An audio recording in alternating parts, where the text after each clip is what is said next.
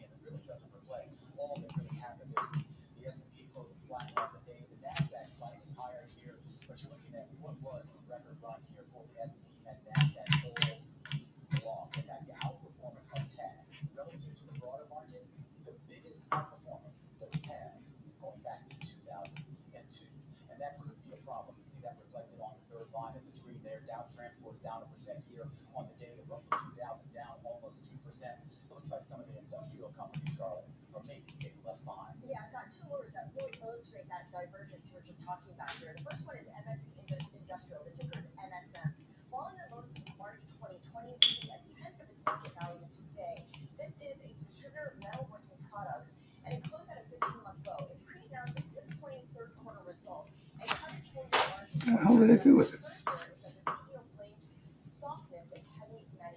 AstraZeneca getting FDA approval for their durvalumab, the chemotherapy for mismatch repair deficient primary advanced or recurrent endometrial cancer. Easy.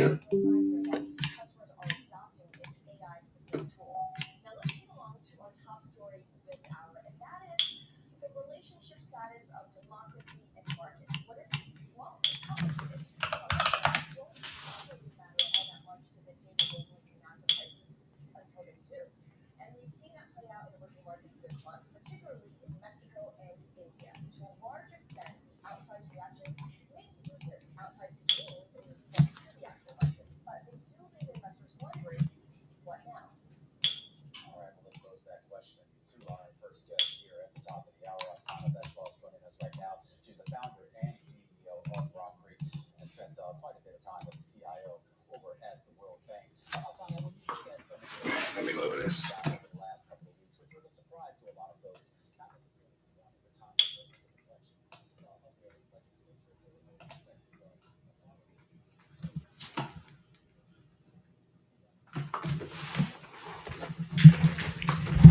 Let me test my mic. Oh, did I test my mic? Hold on.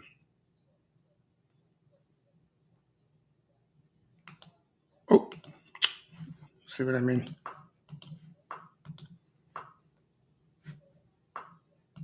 There we go.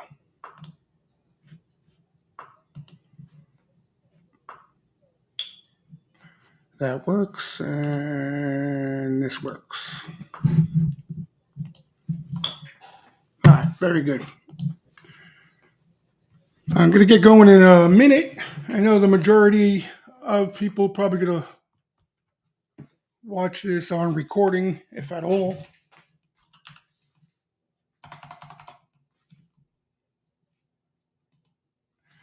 So I won't drag on too long.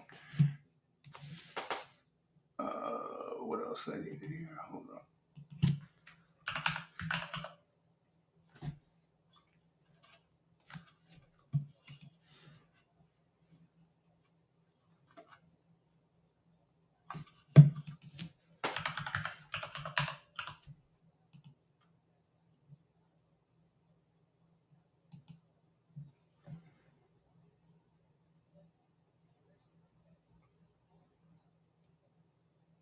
Oh, how can I post this?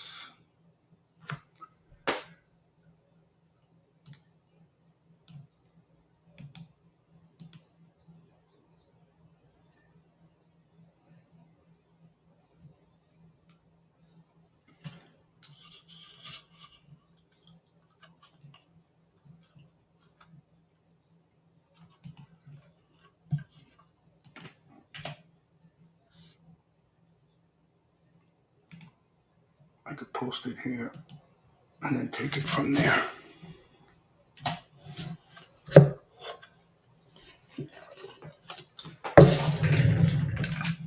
What's up, everybody? Happy Father's Day this weekend to all the dads.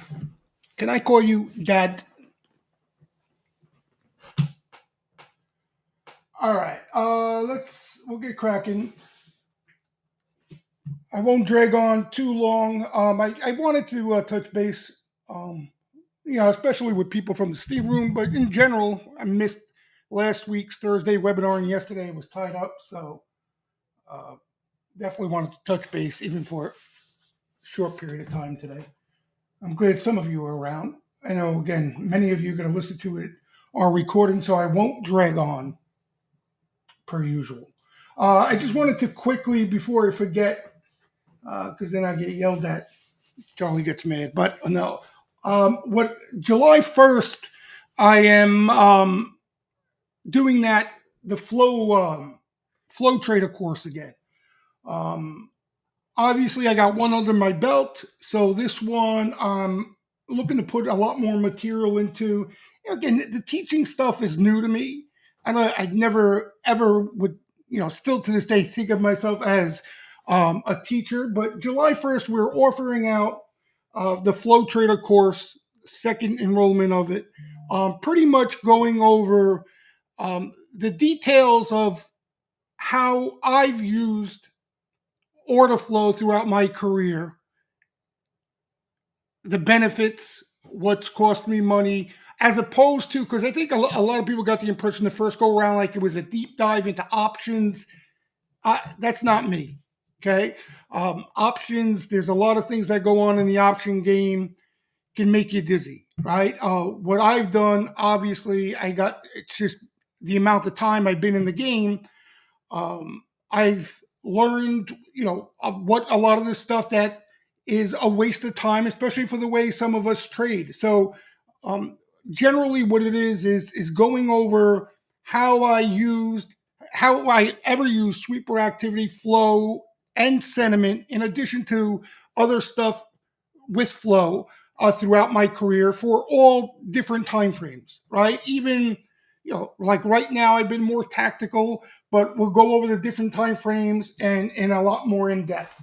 We offer, I think it's a 20% discount early on. I got the link here. Let me see, because I'm a little unprepared. Where am I here? Right. So if you're interested in more information, here's the link. What's up, CEO? All right, and if anybody has any questions who's not in the Steam Room, you can obviously hit me up on Twitter, or actually you could DM me on Twitter. Norse might see it. I think he checks my DMs. All right. And also, in addition to me going over, primarily sweeper activity. I mean, let's be honest. But I discussed the other parts of flow that I don't use as much and why I don't use it. But in addition to that, I think it's Norse and somebody else who two parts of the courses are going to be on gamma and how you can implement um, gamma, the analysis of gamma in with everything else you're using. It's a lot more popular these days. I remember a few years back when we started talking about gamma, it was like a foreign language. So you got a lot of people using it, very popular. But as you guys have seen, we have the, what do they call it? The Gex Ray in the room with certain levels. So if you trade ES, you trade some of the major names, they come in handy, right? For risk management purposes.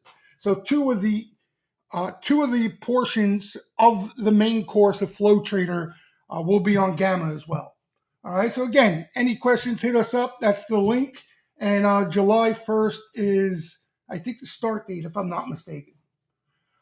All right. So let's get into a couple of things here quickly in regards to the overall market. Okay. Because if you remember, again, we haven't spoke for those of you not in the Steam Room a couple of weeks now.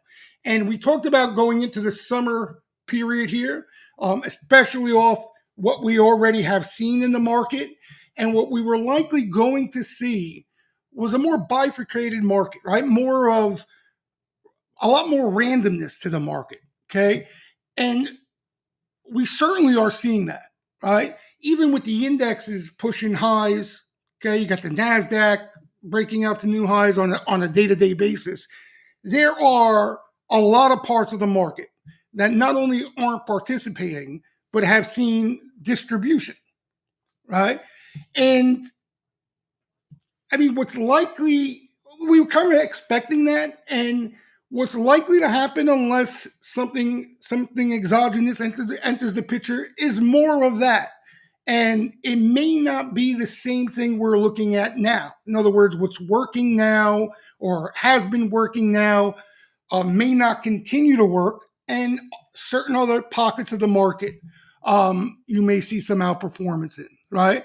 And I think that's where we're kind of at right now. Okay, it doesn't have to happen Monday, but I think right now there were a few things that we're kind of at a point now where we're likely going to see a little different wrinkle here. Right? You want to call it rotation. The difference in rotation is usually rotation is from one factor to another or another one sector to another.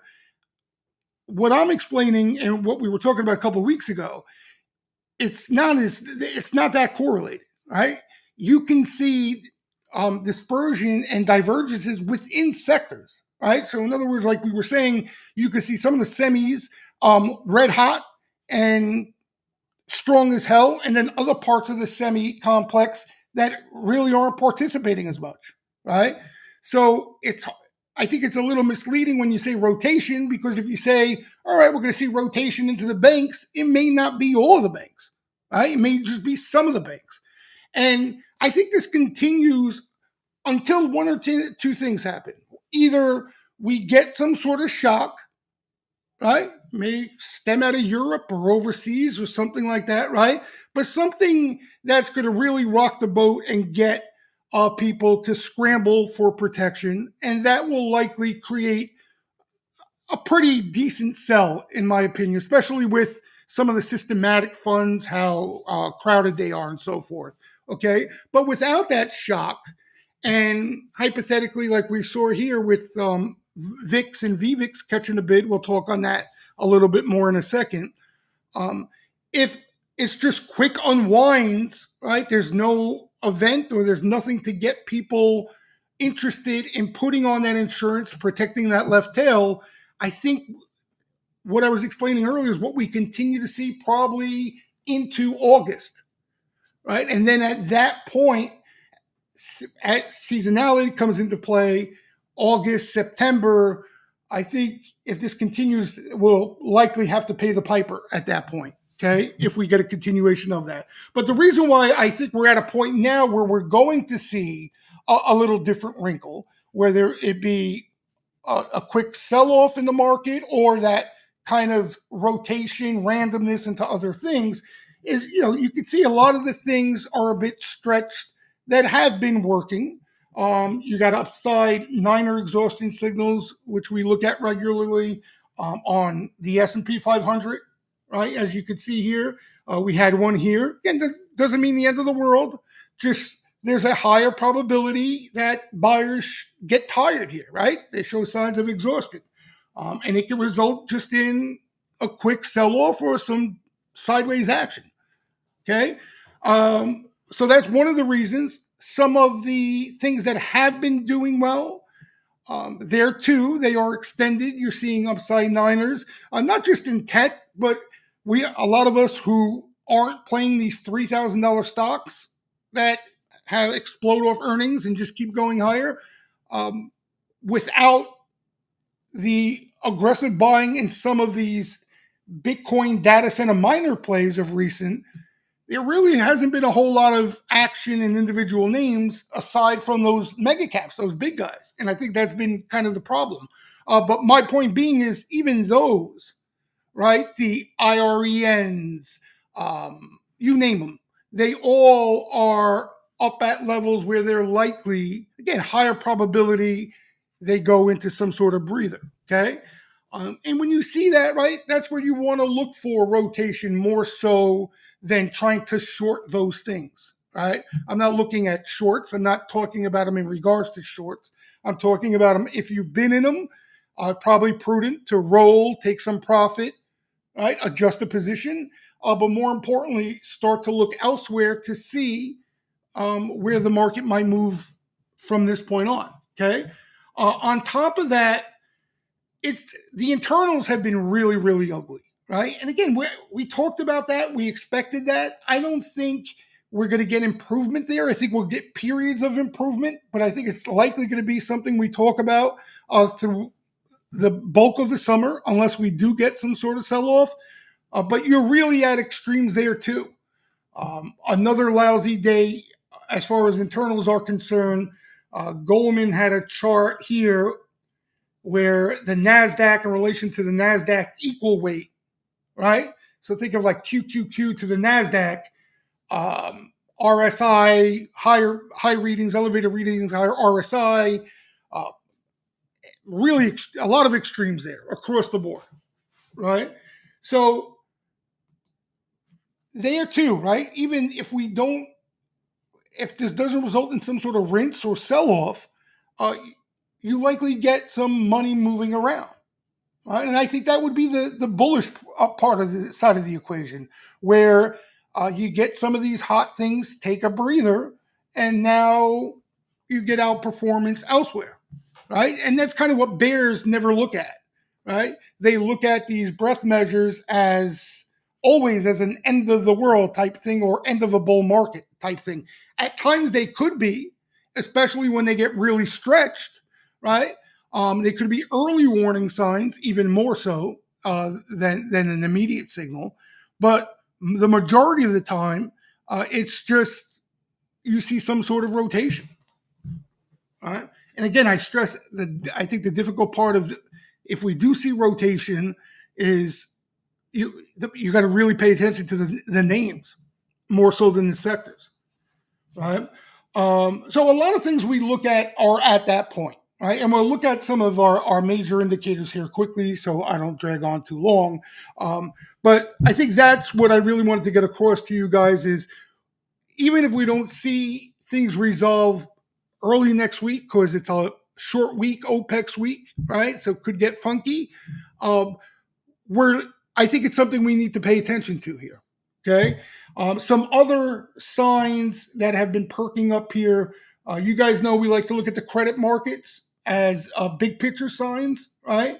Not only as potential signals of caution of a major trend, but more so even, sometimes we could get a heads up on a rinse or something like that, right? Where things get tired.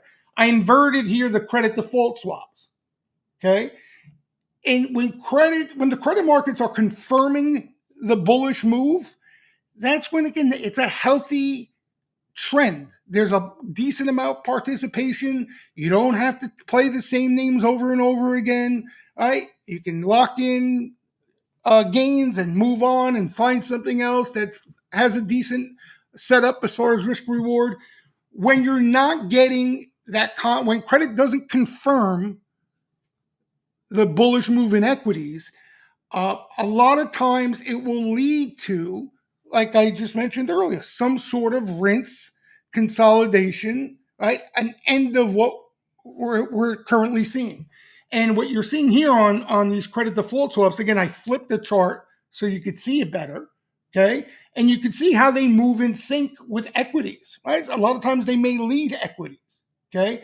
And as this equity market has been pushing higher here, again, the equity market, not the real market, right? The equal weight S&P 500 has not made new highs. The equal weight NASDAQ has not made new highs, okay? It's the major indexes that are being lifted by these mega cap names that have been strong, right? So even as the major indexes have made new highs, you can see credit default swaps have not, right? And yesterday was kind of a day that stood out to me where you had credit default swaps and spreads widen out a little bit. And if I'm not mistaken, I think the equity market, the equity indexes were up on the day. And that's rare, right? It happens, but it's rare. We were kind of seeing something similar, if you remember, before the last pullback. Remember here we were talking about it? So into these highs, right? We were making new highs, confirming the equity move. And then you could see how this started to roll over according to this chart. Credit default swaps were widening out. And the equity market was not rolling over, continued to make new highs, continued to grind higher. And then ultimately, as this continued, it took down equities with it. Right? So this is kind of something that I have my eye on here. These are swaps and these are spreads here. Spreads you'll see diverge more than swaps from the equity market, but you can see that very similar here, right? So again, just adding to the evidence that what we're seeing currently is likely long in the tooth, and we may see something different here. Here is the equal weight S&P 500, which I mentioned, right? So this is kind of a true depiction on the overall market, right? If you're a stock picker and you like playing names, you should be looking at the RSP as opposed to just the SPX, okay? Because it could be just four names that continue to push the SPX higher. And if you're buying any other name thinking that you're going to get the same results, it's going to cost you money, right? So you can see here the RSP has been in kind of consolidation since April. All right. So we're not even looking for a breakout here per se, but what you want to see, if we do see that sort of rotation I'm explaining, you'll see an up move for a week, 2 weeks, 3 weeks, and that will likely result in some better flow as well under the hood in individual names. All right. Here's VVIX. Okay, and this too can be an early warning signal when you start seeing, this is the vol of vol, right? So this is kind of giving you an idea of the appetite, the demand for protection out there. And you can see, even as the equity markets have been moving higher, VVIX has been moving higher as well. That can continue for, again, a few days. I don't know if I would say weeks, but more than not, eventually you see some sort of little crack in the market. Okay, again, not crash, not debacle, right? But some sort of rinse or some sort of little breather, some sort of rotation. Something different is the best way to put it. All right, and you can see today, pretty obvious with VVIX holding on to gains strong all day, and equities, did they end up green? Well, the NASDAQ were green, the market was flat. All right, so those are a few things to keep an eye on. Let's look at some of the other big picture signals here. Here are Sharpies. Nothing really to take away here. I think all in all, I think this is, if you're a bull, you got to feel good about this, right? You got a market that is at new highs. You got breadth that looks awful. You got a really unhealthy look to this most recent rally, and Sharpies don't seem too concerned. And on top of that, you got the riffraff, the small specs that are really long. Okay, they're extremely long equity futures, and Sharpies still aren't really showing much concern over that. So I think you take that as, as a bull, you take that as a good thing, right? Hedge funds, they continue to spit on this rally, but at the same time, they are concentrated and have been crowding into some of these mega cap names, right? So as a whole, hedge funds have no exposure in the futures market, right? You can see this green line, they're slightly short.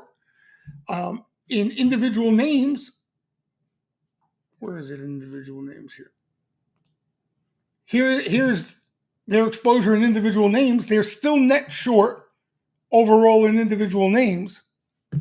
Okay, so again, as far as a big picture takeaway on these signals, that's bullish, right? That's a lot of money on the sidelines that can turn into buying. Right? A lot less supply in the markets that can potentially turn into selling. I think the issue, and we've been talking about this for a while now, the issue is the stuff that they are long, right? So hedge funds, they have a long book and short book, okay? they are short a whole lot of bunch of shit. You name it, from financials to tech, all sorts of things. Okay. But the problem is on the long side. What they are long is some concentrated positions. And whenever you do get some sort of unwind, it may get violent, it may get ugly. We haven't seen it yet. We haven't seen it yet. Now, it doesn't always have to result in an ugly unwind. You can get lengthy consolidation, which is even worse, to tell you the truth, for us. You know, um, think of like an AMD, right, or an Apple before this move here, or a Tesla, right? So I think that's the most bearish case is you get that because you don't know how long they can go into hibernation for. I think the violent unwind will happen quick and offer up an opportunity once that selling is done. So, but I think that's the risk that a lot of these names, these stronger names, potentially can run into that sort of risk, right? And on top of that, I think the added problem is the randomness. You really don't know. It doesn't happen to all of them all at once, right? That would be too easy for us. You see, you get an AMD and a Tesla go dead, and Apple goes dead. All right, then you got Apple come to life now. Tesla's still dead. AMD still dead. So when positions get crowded, they're more inclined to go through something like that at some point. Yeah, you get the Nvidia, which obviously is the exception to all of that, but it's one stock. That's just one stock. So that's the problem here. That's the main problem here, because everything else, and there's legitimate reasons for it. Okay, I think that's an added problem on top of it. It's not solely because they're just bullish on the same names. Okay, there's nothing really to be bullish about everywhere else. Right? There's no incentive yet to get aggressive in small caps. There's no incentive yet to get aggressive in any sector outside of AI or anything in relation to AI. The growth is just not there. The economy's starting to show some cracks, right? Possibly once the Fed starts to cut rates, maybe that'll get the appetite going. We'll see. It's not always a given. It's certainly possible. But we continue to see that play out in the market. I think the saving grace for a lot of us has been that this AI trade has spread, right? It's not just the semis anymore. There have been underbelly plays tied to it, data center plays, all sorts of different things, right? The utility names. Okay. Hopefully we should continue to see that, but probably without the more speculative nature to it. Okay. Fundamentals matter here. They still matter, right? And if these other groups that are underperforming, if the fundamentals aren't there, and not even the fundamentals got to be there now, because the market always looks ahead. But if the market can't see improvement in those fundamentals 3-6 months out, then these bounces, these rallies are going to be short-lived. So that's the issue we have here. That's the issue. But all in all, hedge funds, I think ultimately this keeps a bid in the market as a whole, because they are so underexposed to everything else. But I think the problem is that where they are long and crowded is in these names that are have a heavy weighting on the indexes, right? So a lot of times you will look at this, and this would be bullish for the major indexes. Okay, the takeaway from this would be you buy every little pullback that you see in the indexes. I think that the problem with that takeaway now is that if the crowded trade unwinds, those are the names that have been pushing the NASDAQ and the S&P 500 higher while the internals have been dog shit. So you can get the complete opposite of that for a period of time. All right? And it's crazy because I was thinking about this recently, talking with a couple of friends of mine. That's exactly what we saw post 2000 for a lengthy period of time, right? I keep talking to you guys about that huge bull market in small caps when the tech bubble blew. That's what we saw. We saw a complete unwind of crowded positions. So while the indexes continued to make lows day after day, week after week, because of those names, there was a ton of names under the hood that were in full-fledged bull markets, right? So the breadth measures wouldn't even be that bad while the market went down. There were a lot of areas that were really constructive throughout that. Now, again, that was the end, and that was when that tech bubble popped. So that's why it probably lasted for so long. But regardless, I think we're going to get periods of that. And that's going to be a good thing anyway for trading purposes. We'll get periods of that.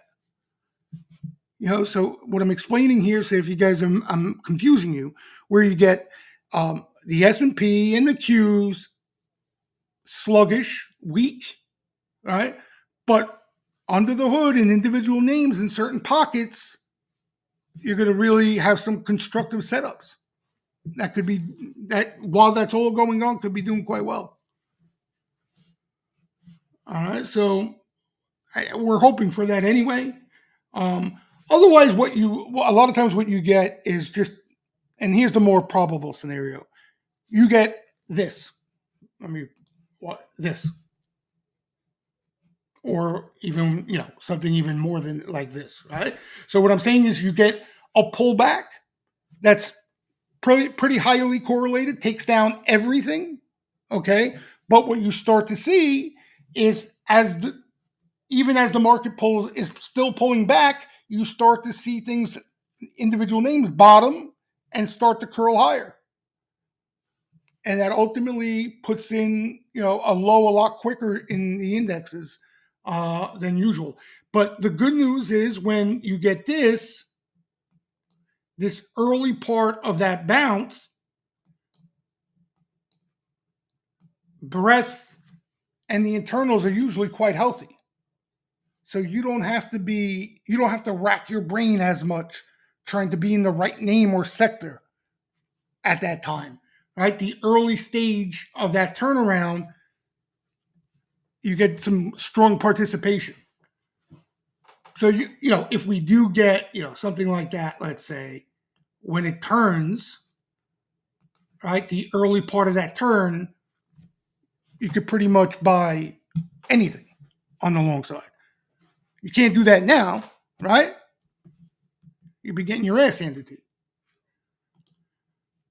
All right. So, again, I had somebody tell me, well, why not look for and wait, try to stay patient for these little pullbacks, even if they're shorter lived or whatever the case, and be ready for that turn. And that, no doubt about it. Right? No doubt about it. But, it's easier said than done, right? There's still some money to be made here. I mean, hell, if a lot of us didn't trade the last couple of weeks, right, a lot of us in the steam room had a good couple of weeks these last 2 weeks. So I think rather than drilling into our heads commandments and cardinal rules, that's why I tell you guys, like, it's all about, setups for me, right? The more setups you see, the more sweeper activity you see in certain setups, the more bullish, the more aggressive you can be. When you start to see things thin out, that's when you want to play with a small amount of the profits that you've made and be a little bit more cautious until you see that improve. All right. So, I mean, I think I tried to, again, a lot of the stuff can get confusing, especially for those of you who don't follow some of these things. But that's the gist of it. Okay. So I think to sum it all up, we're at a point where we're likely going to see a little different wrinkle here in the market. Okay, whether it's a quick rinse or it's some form of rotation, random rotation, just going to look different than what we've been seeing, and see where the money goes from that point. I think is the most important part. Right? Anybody have any questions in regards to any of this? Any questions in regards to even the flow or sentiment or anything in relation to what we're looking for here? And again, I don't want to put too much on the plate here, but like for example, if you see this VVIX, which I think everybody should follow, right? If you're an active player in this game, once this VVIX tops out and rolls over, that's a pretty good indication of when you're going to get that turn and that highly correlated move, right? So that's something to keep an eye on. While VVIX is pushing higher, even if the major indexes are pushing higher with it, again, it's still a sign of caution to me, regardless of what SPX may be doing, right? Because it could be three names in SPX that are moving higher, blowing off in a blow off top, while the other 497 are in crash mode. So something to keep an eye on. Once we look here, we had this, even this short-lived one here, roll over, boom, roll over, boom. That's where you see that sweet spot set up on the turn. All right, let's quickly, we'll go over, anybody have any questions? I don't see any questions, do I? Yeah, it's amazing, Seal. It's amazing. Hedge funds, Seal's making a point since SIVB went under. That's pretty much hedge funds have been spinning on this rally since. And he's right. Since SIVB went under, that's when hedge funds got really aggressive. It almost looked like it appeared that they were going for that 2008 move again. They were licking their chops. They got caught, and they never truly believed in this rally. But again, at the same time, more than not, it hasn't been all that healthy. Now, again, there have been periods of time where it has looked extremely healthy. But it's not an all-out risk-on rally that we've been seeing with a lot of participation. I would say it's just a strong mega cap bull market is the way I would put it. That's the way I would put it. I don't think it's a equity bull market. I really don't. I think it's a mega cap bull market, right? I mean, it's certainly not a small cap bull market. Yeah, it really has. It's been a debacle. And a lot of the bulls, and to credit to them who have been right, sticking to their guns, being bullish throughout, they kind of even got caught here a little bit because they were looking for more participation. Right? That was the bull thesis, that the reason why this market's going to continue to go higher is that now it's going to start trickling down into everything else. And you're going to start to see Russell 2000, mid caps, everything start to participate. That hasn't been the case. Now, you haven't got killed in the Russell 2000, but if you solely made a bet on the Russell 2000 being or a potential leader in this stage of the bull market, you've lost money. So, and to Sahil's point, you got some ugliness out there too. There's a lot of ugly stuff out there to go with it. Yeah, and you got a stock like Abercrombie and Fitch that keeps going. It really is. I'm trying to think back, because the 90s, I'm telling you, was different. This is definitely not the 90s.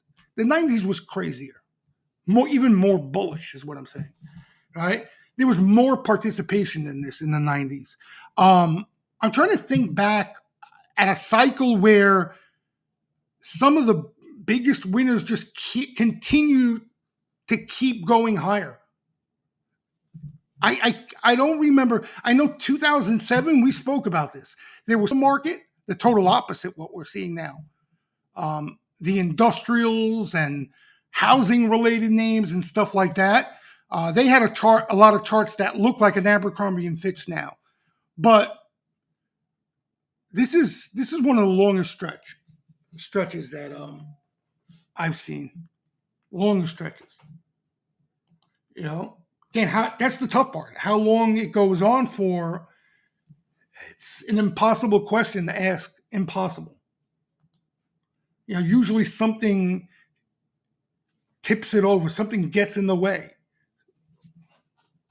something you don't usually see. But anyway, let's talk about a few names here that have been seeing action most recent. We spent the last few weeks talking about on this webinar and in the Steam Room regularly. A few names that I wanted to remember to share with you guys. This is an underbelly semi name that has been seeing some flow and has had a nice reaction. Again, a little bit stretched here now. AMSC, American Superconductor. All right, so maybe a name you want to keep on watch, keep an eye on. All right, could be just getting started. That's how a lot of these things start up here. We talked about the Bitcoin miners in general, and a point on the Bitcoin miners we were talking about in the room today. What a lot of us were looking for was, because these crypto mining proxy plays were at really good-looking risk-reward spots. We figured they would come in and buy these names based, as a proxy to Bitcoin, right? So maybe you get a breakout of Bitcoin with the equity indexes, and they come after these miners. But that didn't happen. They didn't do that. What happened instead, in my opinion, is they came after certain stories out beyond crypto, more maybe data center mining and just energy plays in general. Okay, and a couple of good-looking names, especially action-wise. We talked about this name a lot on this webinar. This IREN that had an unbelievable move percentage-wise, right? And this is one of more recent. One I missed completely. I haven't got my hands on any of this, unfortunately. And this is probably right up there with my favorite flow-wise, and especially even in setup-wise out of the whole bunch. So you just got a complete, right, came public. You have no sellers in this thing. Catches a little bit of action. I thought it was even a biotech. I had no idea what the thing does.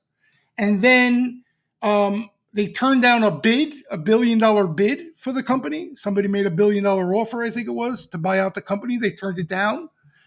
And the flow has just exploded. Absolutely exploded. They're selling puts, slamming the bid. Good-looking call sweeps.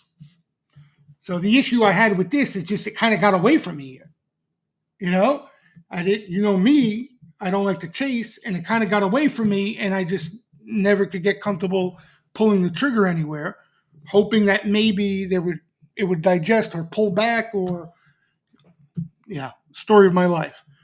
And on top of this, you have the fundamentals here too.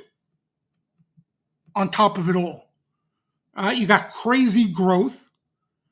You got profitability. And that's why this thing is probably ripping people's heads off. The Iron ended up being a nice trade for me, Seal. It's funny because Goldman, we saw the flow as a Bitcoin play, if you remember, even late last year. That's kind of how it was brought to our attention. And then Goldman had it in that power basket, which, was a small name like that.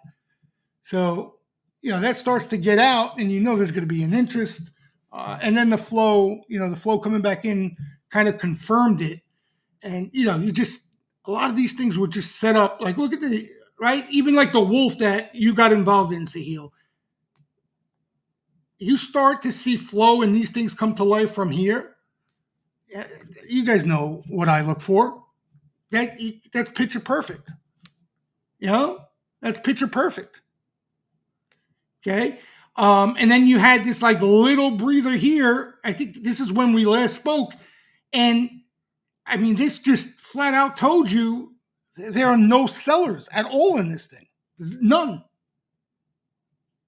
No sellers. Right? Here, boom, comes right down. Right? Here, boom. But when you see no sellers and the flow continuing to come in, this played out nicely. I'm still holding this. I'm still got half my position in this thing. So I'm trying to hang in there on the second half. A lot of us played this wolf. Sahil was pretty early too in this wolf. Quite a few of us in this wolf. But same thing, right? Same thing. Look. And this was the first one they swept out of all of them. Wolf. It was kind of weird because like Bitcoin was down, was selling. And all of a sudden we start to see like August, good looking August sweeps in Wolf. So that was like the sign there. That was the sign. And then boom, 2 to 4. And percentage wise, that's why you got to love these cheap stocks when they get in play. I still got half my Wolf. Sahil, are you out completely, Wolf? Or you have a piece left? I don't know if I asked you that.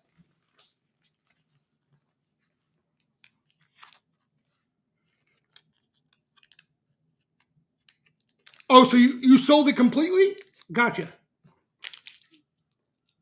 Oh, you are holding. Okay.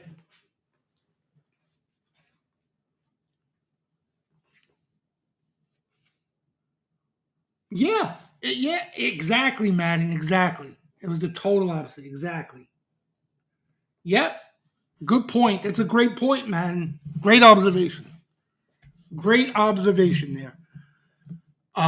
So, again, these things, you're upside Niners, right? I don't know if it matters as much with these smaller names. I don't want to get too crazy here with upside Niners and single digit stocks. But, just your eyes itself, right? It's come a long way. Let's see, again, if this thing just sort of digests here for a little bit and there's no sellers, maybe it continues to go higher. It continues to go higher.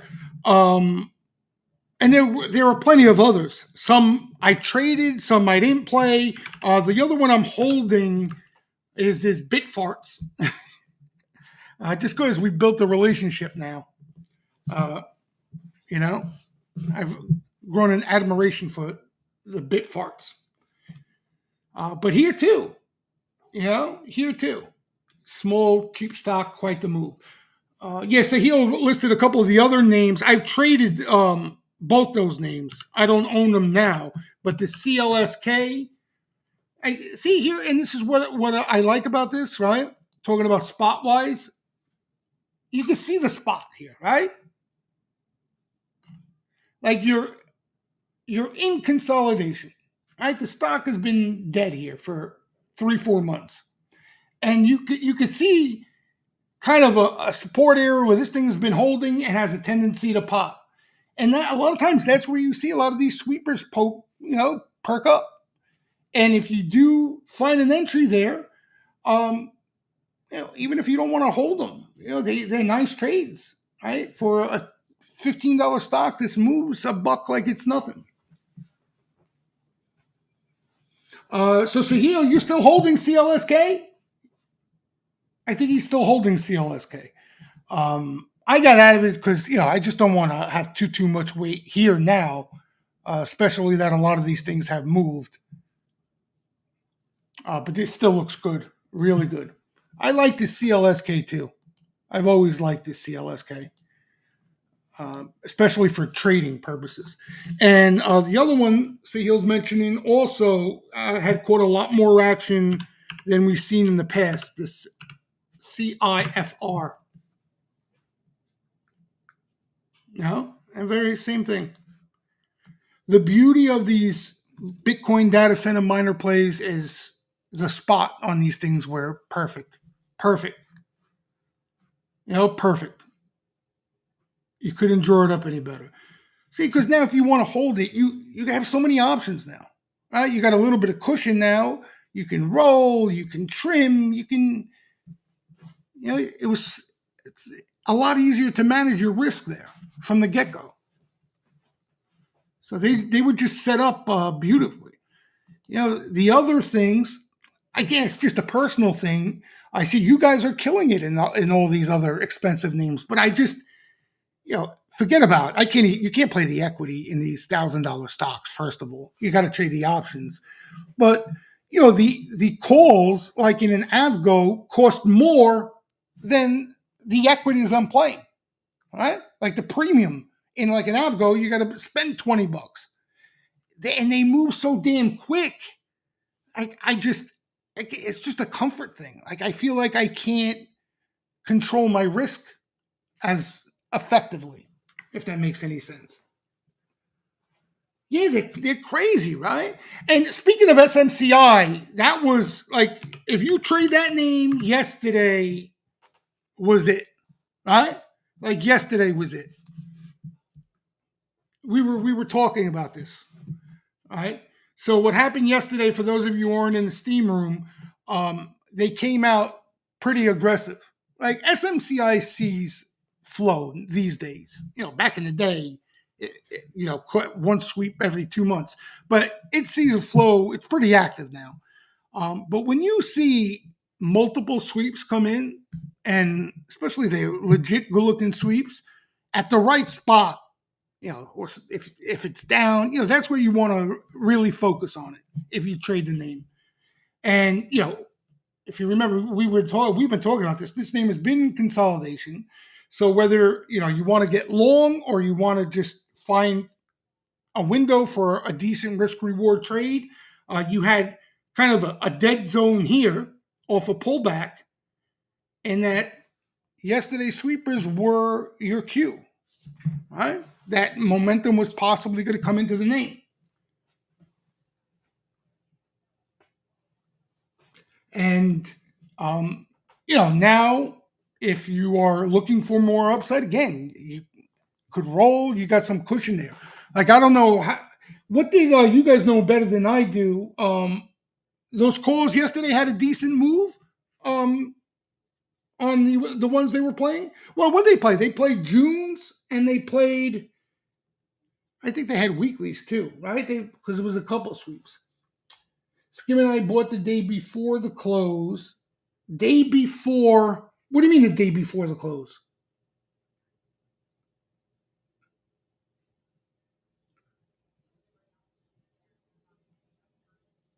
Day before weeklies? Oh. Wow. Here, you mean?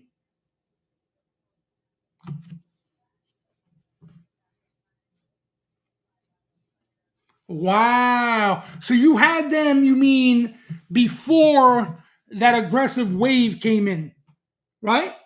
That band of buying. So that was like just a kick in the ass for you guys. Yeah. Nothing better than that. Nothing better than that. So that's why everybody loves these things. They can move, right? But again, everybody's different in this game. My point, and where I'm at in my career now, trying to control my risk is the more important thing. And you could do that by just sizing appropriately too, so you don't have to worry about that. But this thing moves. Yeah, but better early than late, say especially in these shorter things, shorter dated ones. They swept weekly 900s. Weekly 900s, and I think they were June monthlies too, weren't there? There was one a little further out, couple weeks.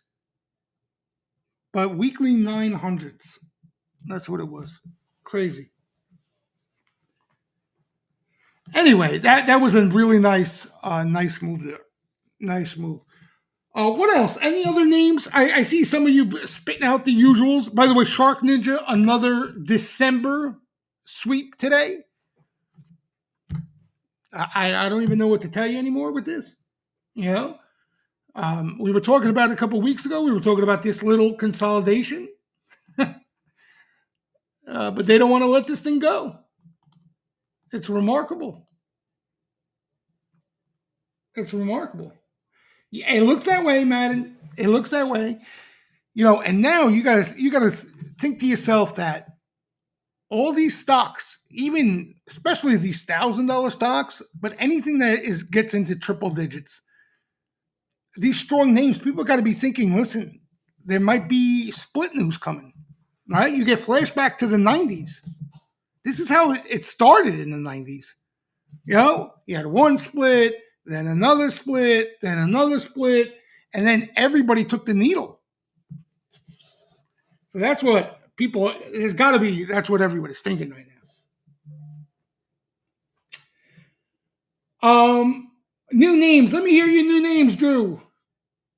Drew's got new names. Let's hear. I'm always interested in new names. AI air fryers and blow dryers. A bull. William. See, I called you the right name. What are you holding these days? I know you made money with Hood. You got out. What do you got? That was a nice sell on the Hood, by the way. Hims. That's a newish name. Okay, that's one of the batch of the newer names we've been seeing here. But now, it's already hatched, right? Like if you're in it and you're holding it, great. I think that's a great idea. But as far as setup and starting new risk up here, that's a different story. Oh, Oscar, what's that been up to? That had a nice comeback. Oscar, this turnaround. So you bought the Oscar. Interesting. Yeah, this is not a bad look, Oscar. This looks good.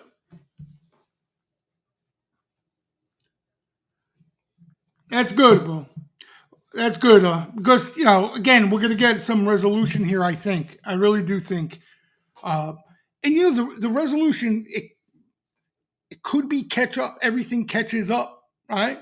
We could get a little short rinse and then everything. Because think of it logically. You got a lot of stuff, right? So he was mentioning a lot of stuff that got beaten up, really beaten up out there. Now, you just get a bounce out of the bulk of this stuff, and you're going to have some decent participation for a couple weeks, right? You're going to have some trade opportunities on the long side if these things bounce. So it's certainly possible.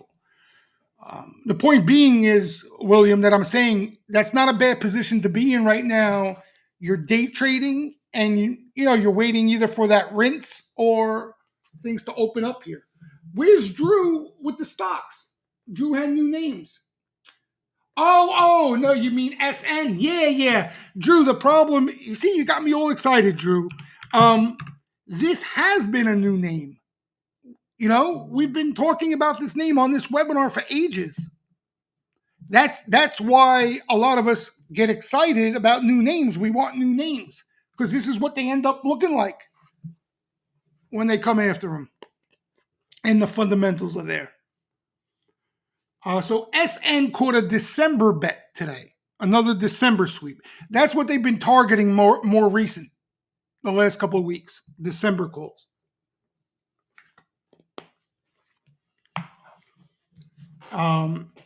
But yeah, so Hims is part of that new batch. I would put in probably with the Bitcoin miners and whatever the crypto miner plays. But has already moved. What else? Anything else? Oh, I told you guys about this. This is a newish name, AMSC.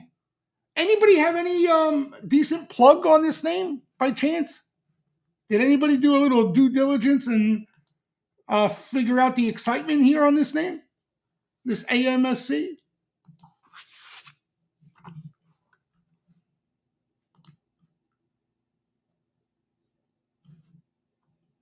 I wonder what the hell,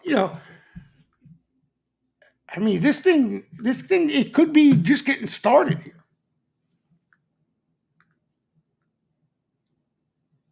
Quite the move.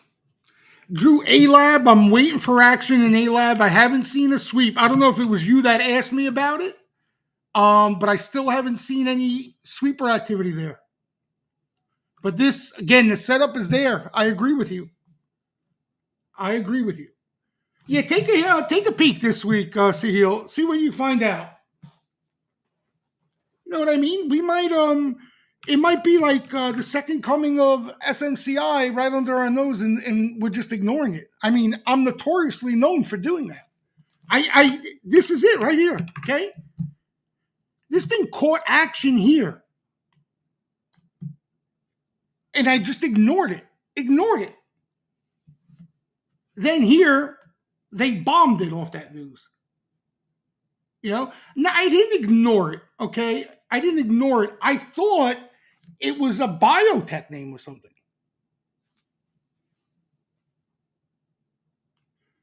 So you can't sleep.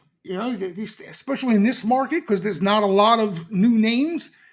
When there's one that starts to get recognized and it's got numbers, right? The growth from the profitability is there. It doesn't sit around waiting for you to get in. These things just erupt. It's kind of like a re-rating. They get re-rated. Reddit, that looked pretty good. Yeah, that looks pretty good. There hasn't been any noteworthy sweeper activity of recent here. There's been some flow. There was a smaller sweep. Was it this week? It might have been earlier this week. But the last batch of noteworthy activity in Reddit that I can remember was put selling. And that's a good month ago, at least. But yeah, there's nothing wrong with this setup at all. Nothing wrong. Like ideally what I would want to see, and this is perfect that it's hanging out right here. Right? Let it hang out here for as long as it wants. They come after it and tattoo it. That's it. If you remember, they tattooed it right after the IPO. It traded options. And then you got this rip, which was insane.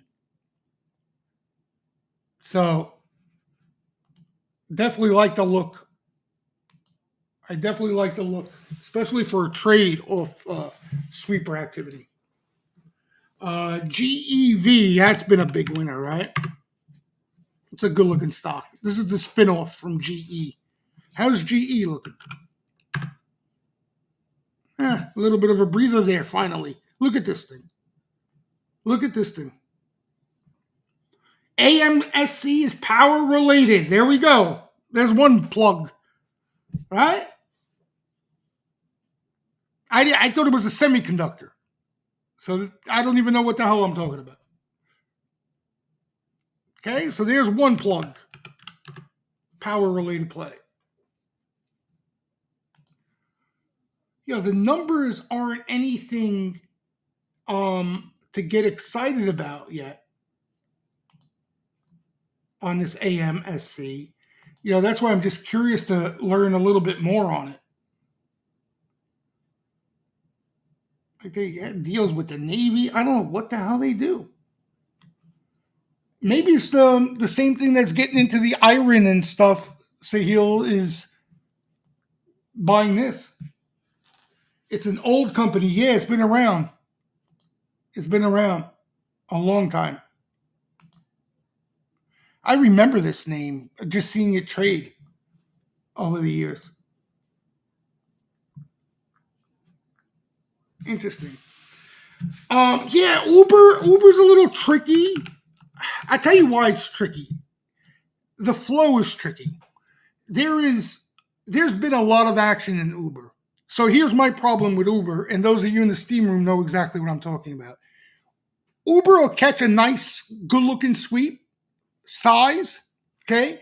And I already know before even looking into the name, I'm not going to be able to tell if it's a clean new bet or somebody's closing a position and rolling, And the reason is there's been so much action in this name, so much. I mean, even going back, before even the correction, this thing has been really active.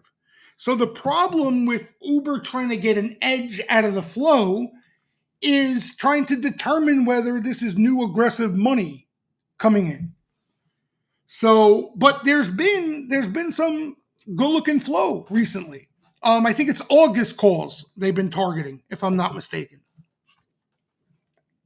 Hold on, let me pull it up because it's worth it. It's been decent.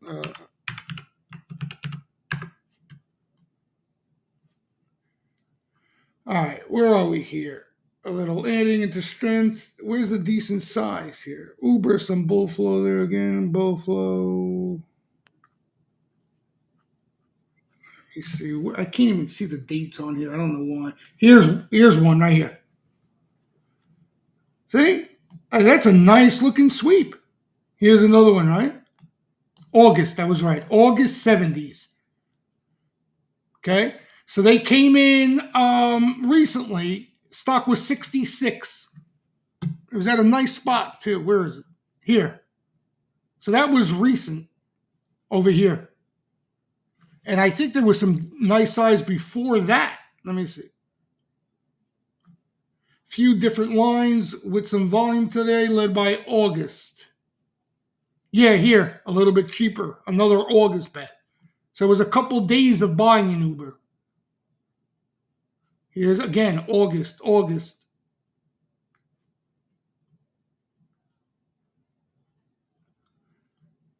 Oh, yeah, this was an Ackman rumor. August, that's what they bombed.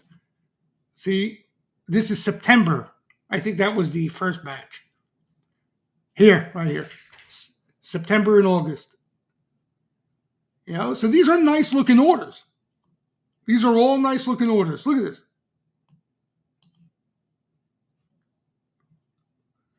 All right. So around 65, 66, that's where they came in. Like right here and here.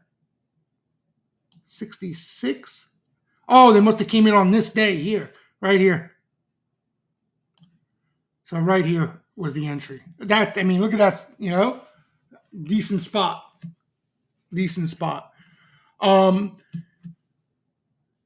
So, for a trade, right? If you like that trade, that's perfect. Right? If you're looking for just a trade out of that, you get a pop, you sell it, call it a day, that's fine.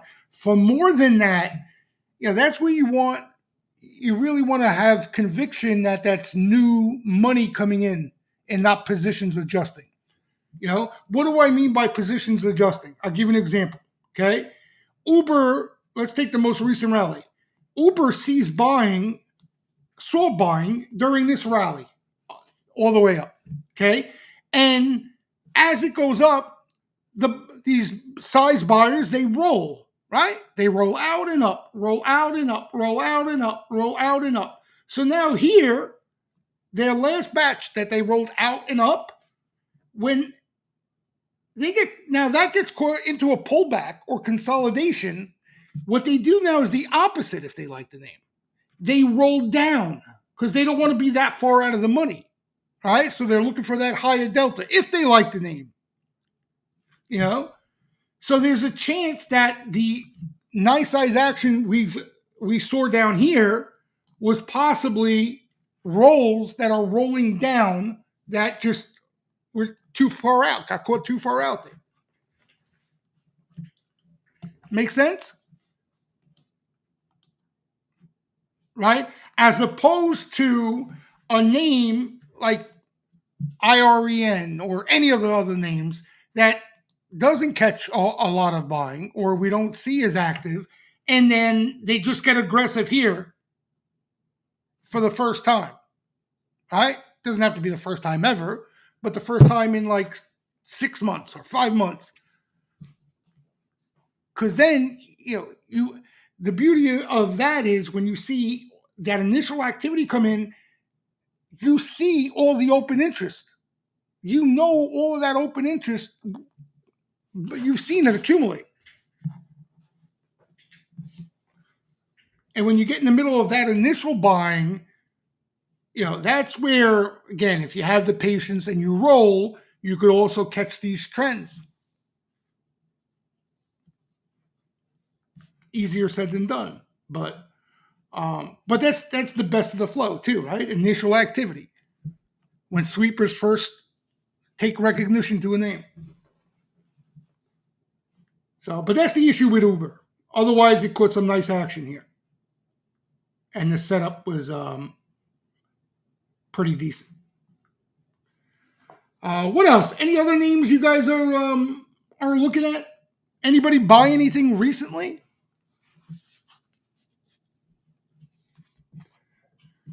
Today's slow, kind of a really slow day. Some of the big guys continue to catch action. Avgo and all that shit. That Avgo is crazy. Crazy. Look at that. But other than that, there was some put selling. We saw a few names catch some put selling. Oh, there were some bounce plays. They both caught a sweep. The trains, which have been looking pretty bad. So they caught probably from the same player too. August sweeps, one each. So they weren't too excited, but somebody placed a bull bet there. All right. And to my point I made earlier, what's likely to happen is one of the two things where, even if the hot stuff needs a rest, you may, let's say, even if this is still going to stay in a shit house, you get these bounces. You get these rallies. Yeah, I didn't even see that Zillow insider buying, Jay, until today. And then I remember it caught some sweeper activity too. So Zillow, you had some really nice size insider buying. The sweep, I think it was just one sweep though. Right? It was just one sweep if I remember correctly.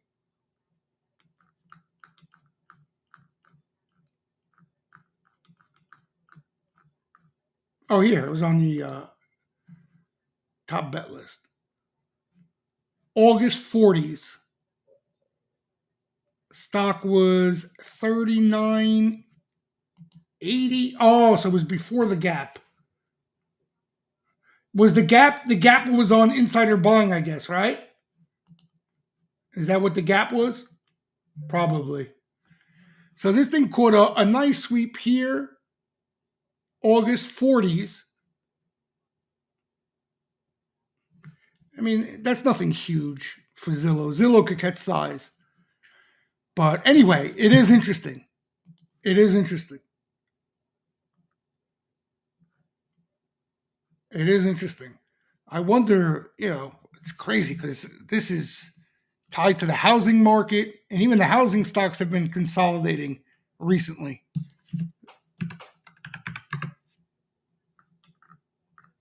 That looks pretty healthy, though. Pretty constructive consolidation. Kind of looks like RSP here, but you're coming off a big rip. So yeah, Zillow definitely one to keep an eye on. Let's see if they come after it again. This has been again almost like hymns. I would right, not new, brand new, but newish. ON. Got some nice buying. It's a retailer sneaker. We talked about this name. But this was a week or two ago when it caught. Oh, ARM. Let me tell you, like the semis catch action. Okay, so it's tough to really get too excited about semis when they catch action. Again, unless they're at right spots. This ARM really caught some nice action.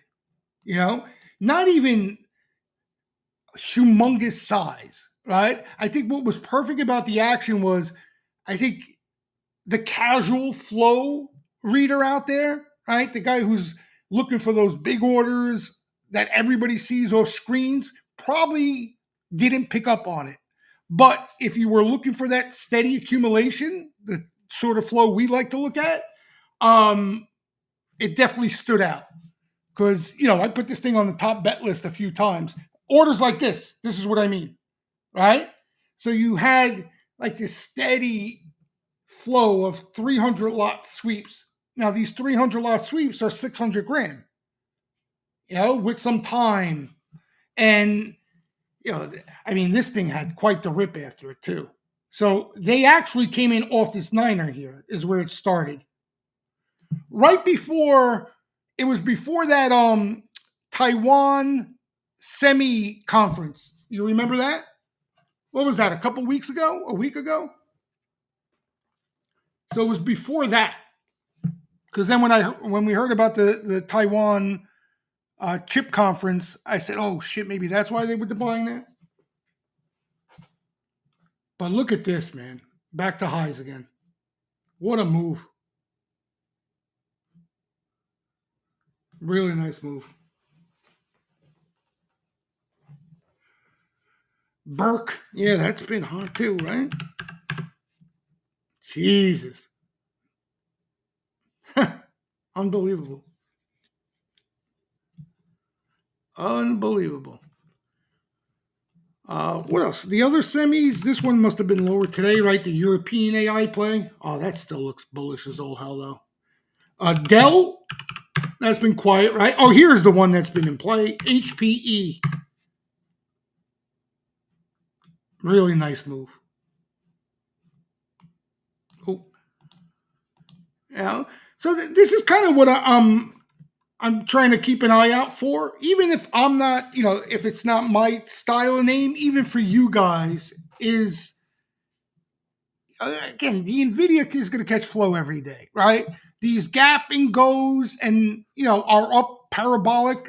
They're likely going to catch some sort of call activity. You're going to see some.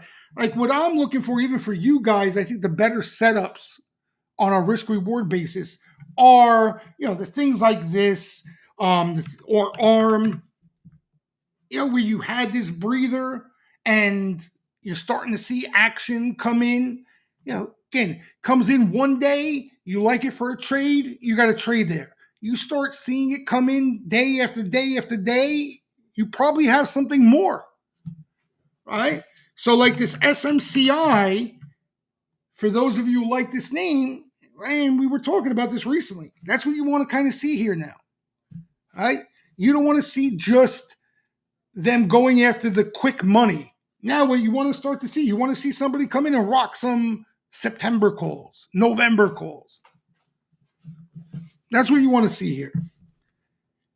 And then, for those of you who like the setup, you can make that play like what happened to ARM, right? A test of new highs and beyond.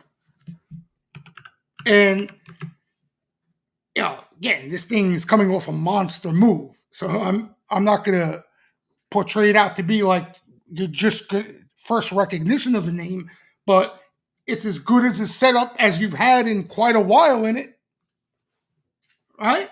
So this is like the third stage of it. You had this rip where nobody paid attention to it. Then it went into this consolidation, right? And then this parabolic move. And now you're in this digestion. Exactly. Right? So 3 days, 3 days tops it needs. That's all it takes. 2-3 days, and all of a sudden you're testing highs. Yeah, and that's the thing. Like, if this AI theme, there's still appetite for it, right? And the numbers are still there. It went a little too crazy, right? After they go crazy, even the most bullish of moves in companies, they digest. They digest. So, and for confirmation of that, again, if you're not completely sold and you think this digestion can possibly last a bit longer, right? That's where you want to see those the sweepers kind of tip you off. That's your edge out of the sweeper activity, right? So we saw like weeklies and front month get hit here recently. Okay, shorter term stuff. So indication that some short term momentum was potentially coming in. Now you start seeing August, September, November, anything that type of action come in. That's where you want to be in it.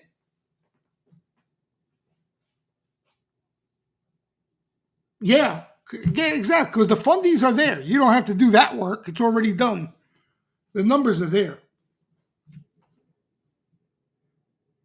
The numbers are there. And now you got the setup there too after this move. So hopefully we see some bombs coming in here now just to give you guys conviction. Very possible. Um, VRT. Yeah, there's been some action there recently. Some rolling involved there. This is another one. Just been bananas. Bananas. Wow. What a stock. You know what stock is in digestion? APP. Right? So same thing, right? Big move. Now it's a question of how long this digestion is going to last here.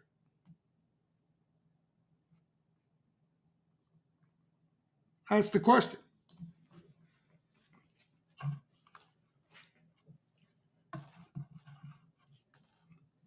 But when you get, and I think that's what Sahil likes, when you get this lengthy digestion and then you start seeing signs of a potential test of breakout, right?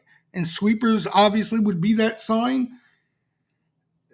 That's, that the longer the digestion, the more powerful the move. The more powerful the move. The pain in the ass trading these things are the ones that, they just keep going like this, kind of like almost Shark Ninja, because the problem is you don't know when that lengthy digestive period is going to show up. That's the problem. You know what I mean? That's the problem. Like you get these little short spurts of digestion here, and okay, new highs, and then it probably goes into another little form of digestion. You don't know when that lengthy breather is going to take place. I love the fourth test of the breakout. What do you mean, the fourth test of the breakout, Sahil? Fourth test of the breakout. What's that mean? Fourth of the highs?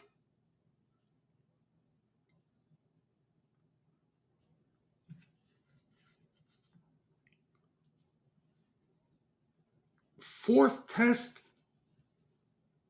Oh, you love the fourth test when breaking out. Gotcha.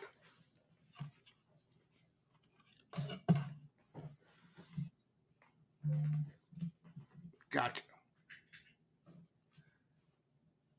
Yep.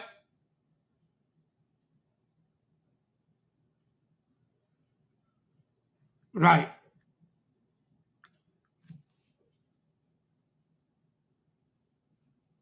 Right. Yep. Makes sense. Definitely makes sense. So that's it, brothers and sisters. Right? Again, I think we stay more stock oriented. Expect that randomness, but just be a little more picky about things. Be a little more picky. Be smart. Take some profits off the table. Move, adjust, roll. Do what you got to do, and be patient. Don't again. You're gonna get away with it in bull markets. You get away with it more than not. The problem is when you don't get away with it. But you got to be careful chasing the same names all the way up. You can trade them. That's fine. As long as you're managing that downside risk, the last thing you want to do is continue to buy the same names and get caught with a basket of those names, and you don't even need them to crash. They pull an AMD, and you're going to get lumped up. You're going to get lumped up because a lot of you aren't. Even if you have time, you don't even know how much time you're going to need. But you want to be really careful holding a basket of stocks that are extended, right? That are crowded, and then start to unwind. And that's the tricky part. You never know when they're going to show up. And unfortunately, like we were saying earlier, they don't even show up in packs as much as you would like. It's not like they all trade together. You start to see, what do they call it? That bifurcated market? Like that you start to see names march to the beat of their own drum. Yeah, like that AMD. I mean, what's the problem here? Is there any legit problem here, or is this just normal, consolidation? Was there news like that? What Nvidia did hurts them type of shit? Because big overall, this is not a big beating, right? The beating is like I just said, if you buy it, and now you're holding the bag, right? But net, this is not a travesty. Like, it wouldn't shock me one bit. AMD eventually trades back to new highs. That would shock you? Wouldn't shock me. But again, if you were in it, you don't know how long this could go on for. They were lagging Nvidia. Yeah, Madden, I get it, right? It's expensive, okay? And trust me, like I look at those things as well, but ARM is expensive. You know what I mean? Like ARM is expensive, isn't it? So it's I don't know. Again, I don't know if it could be the excuse. If it's just that, I think that it will get its seat back if that's the reason. Yeah, no, I'm not. They're not even in Nvidia's league. I'm not saying that. But you don't have to be in Nvidia's league to eat. You see what we see. All sorts of AI shit that's not in Nvidia's league. This something hurt their business. Definitely, I'm saying that could be the issue there. Because kind of to your point, man, and fundamentally, maybe it's something I'm trying to explain. Kind of like maybe what Dell's going through, right? Like Dell missed the quarter, right? And sometimes you need a quarter or two to get that traction back, right? Before investors start taking interest again.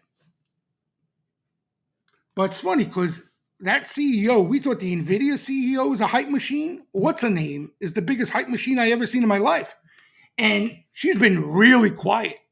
I haven't heard a peep out of her. What's her name? The CEO. You know what I'm talking about.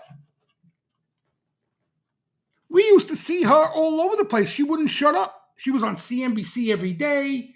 Lisa Su on Bloomberg. Every time I looked, she was on Bloomberg. Every time. Talking about how big AI is and this. I haven't seen her anywhere.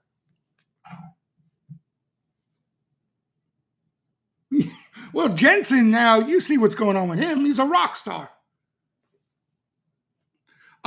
Which one? AMD you like? Astro, you're saying? I mean, listen, it would not shock me one bit that on a future webinar we're talking about AMD at new highs again. It wouldn't shock me one bit. Like this is nothing. This is not the end of a trend. This is, you know what I mean?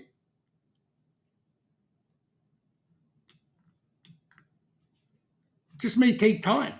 But again, the point I was bringing up is that if you happen to continue to play the same names, chasing them to the upside, and you get caught in something like this, right? If you have three, four, five names like that, and you're decently sized, I'm telling you, you don't see it at first, right? Because you're not envisioning those options going to zero on you, you know. So you're not feeling that money disappear.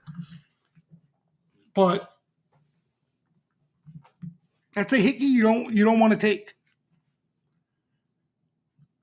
Again, and the problem is like kind of managing your risk here, right? You really got to stick strict to like a stop loss. If you're trading the equity, options are even more difficult. Like where is it enough, right? Where's the pullback enough? Oh yeah, no, here niner, it should bottom out here. It did, no bounce. Now you got another niner here. See if that holds up.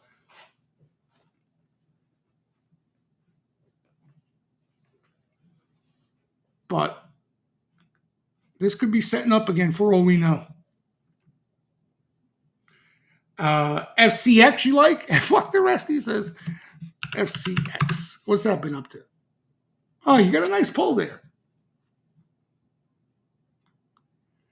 Yeah, these commodity names, they kind of, I'm kind of wishy-washy on them now, a little bit.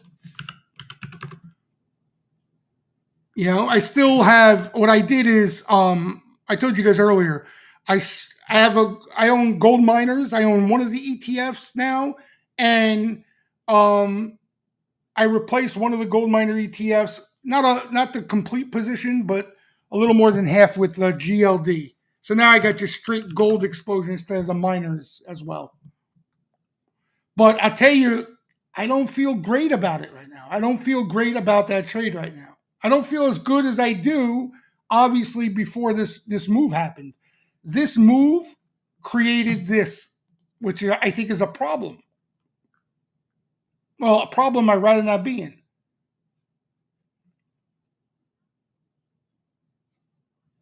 You know, so you got Sharpies are short. They've been short the metals for a while. Why? Because the others are long the metals. Look at this. So what you're looking at here are this week's bearish CFTC signals.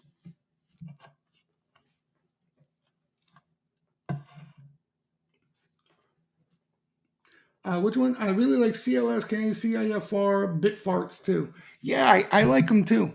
I like them. I just, CL, I didn't want to get too carried away. I mean, I got a little already too carried away with all in the same group, you know, just because they were at nice spots. I don't want to build a little mini mutual fund of Bitcoin miners, you know, especially as they move away from the spot. But yeah, they look good. You know, there's Bitfarts. I mean, I don't know. You know what I mean? Again, I like the spot. It caught some action. I tailed the sweeps and took a, you know, we've jokingly been talking about Bitfarts for a while. And then they got a bid from Riot, you know, after that. And Riot now took a stake.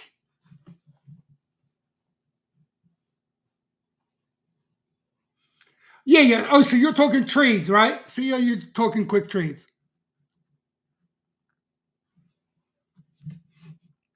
But all in all, you know, listen, I got lucky. Okay, you know what's funny? You want to laugh? and you guys will know because I talk to you guys regularly, and you know my style and everything. Like the last 2 weeks were the best for me, the best 2 weeks P&L wise in this whole bull market. How about that? In that span,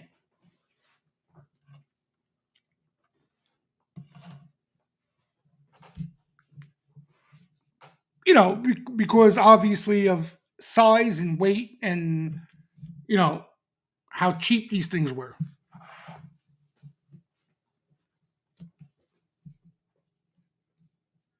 And Sahil, I've been quick with almost everything. I've been light-handed with a lot of shit. You know, this just happened. It's luck. All right, shit happened to be at a really nice spot that I feel comfortable with. They happen to be cheap names where I could buy a whole bunch of equity. Right, like you talk about a bit farts. Trading at a buck 90, $2 a share. You know what I mean?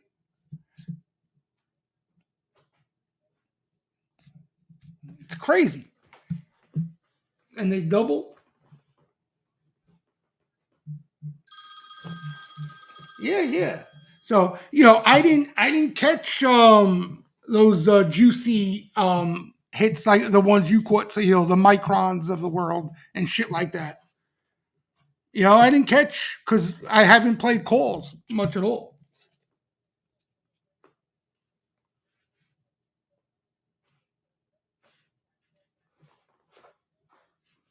Um, Astor, what are you talking about? What are you talking about? Give me your number so I can take you serious. 625 copper. Fuck yeah. What the hell is he talking about?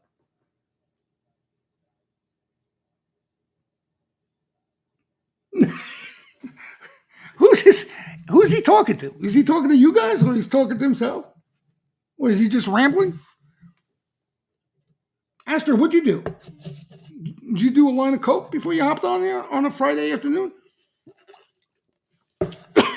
What are you all fired up about?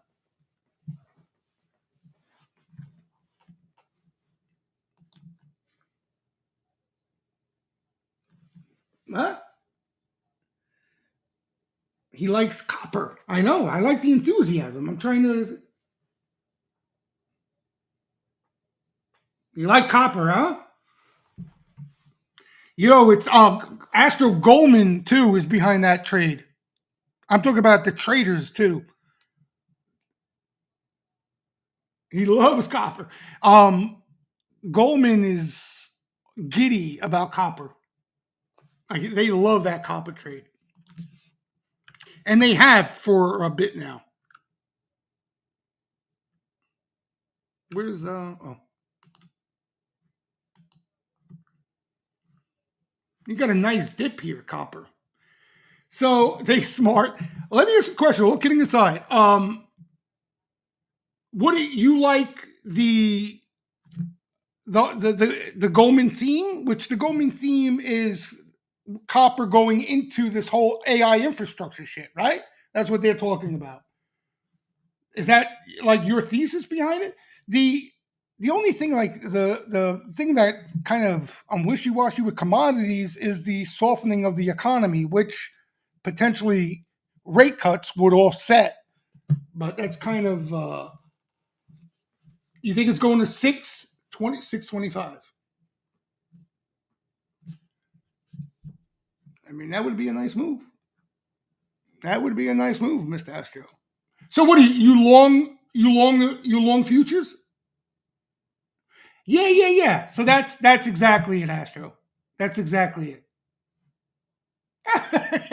He really likes copper. That's the Goldman thesis. Yeah, I mean, it depends. That's a great question, Gio. It depends because usually copper starts to sell before we get into a recession, right? So Dr. Copper kind of front run foretells a recession coming. And then once it starts to turn when we're getting rate cuts before the economy turns. You start to see it turn. Like it's usually one of the biggest beneficiaries from rate cuts. You know? So I think that's where it's caught right now is the economy starting to show cracks, starting to slow, and the Fed is not willing to cut yet. You understand? But the wild card in all this is kind of what Astro, in a very wild approach, is fucking telling us. That whole thesis, the power trade.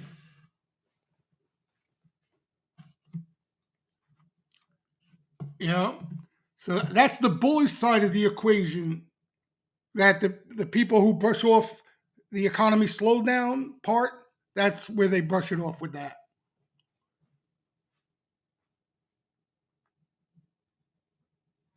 So again, the problem, my personal opinion, Astro is going to vehemently disagree. The problem with copper is it runs and then it goes dead for a while. So you gotta have patience. You gotta have patience. So like Astro, see, when copper's running, he loves it, he's feeling good, he's counting his money. And then when it goes into pullback or consolidation, he comes on the webinar and just pumps it up. No, you need patience. All right, you need patience. You need patience. You definitely need patience. You definitely need patience. I agree 100%. And these type of trades, Astro, you want to have patience, right? You're not looking for little trades out of this. You're looking for nice hits when you're playing this thing. You decent size, and you're looking for a nice hit when you play something like copper. Who stole your shit? Who stole your shit off Twitter? Oh, he got my attention now. He's got some drama. MS.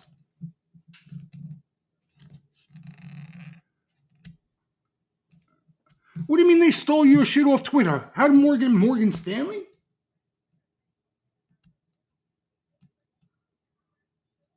Oh, you're saying they stole your research off Twitter and they use it? He's nuts. That's true.